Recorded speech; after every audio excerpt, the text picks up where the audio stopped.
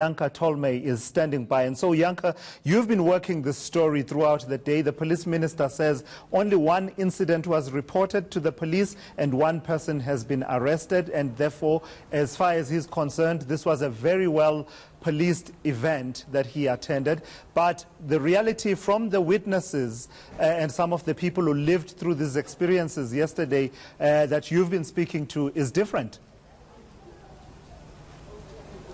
Yes, and you can start by just taking a quick look on Twitter under some of the hashtags like Sasol or Global Citizen Festival, and you see the harrowing accounts of what some people experienced last night.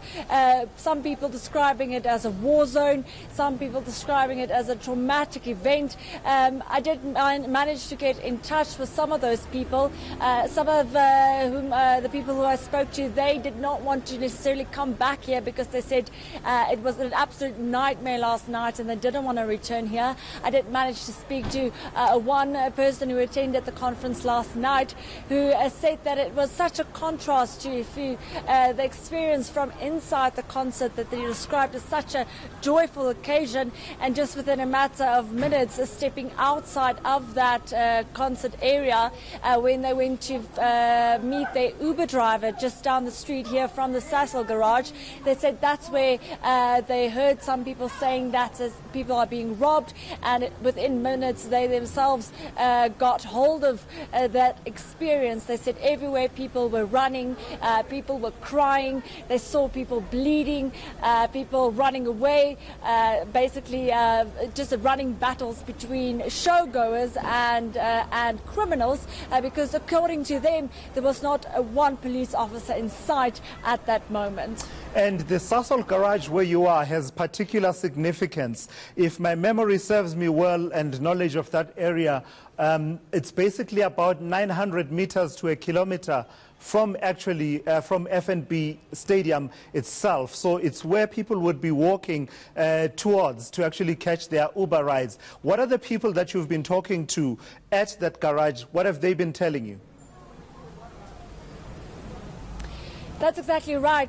For example, the one person I spoke to who attended the conference, he said he was dropped off here at the Sasol garage and told by his Uber driver that this would probably be the place where he would be picked up after the concert, because this was an easy point of reference, a bit out of the supposedly the mass gathering at that stage. But when I got here, I saw the CCTV footage.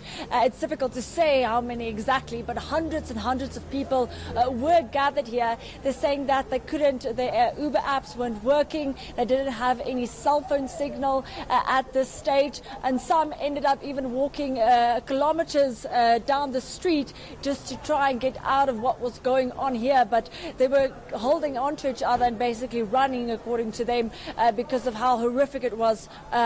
What was happening right here.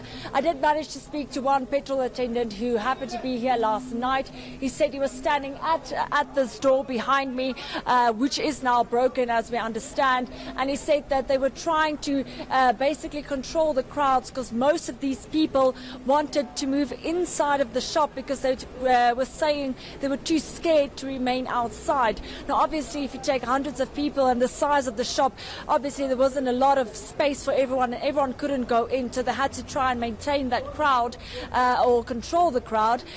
They did let one person in, apparently a woman who got injured. We heard about a couple of stabbings and someone who broke their nose in an attempted mugging.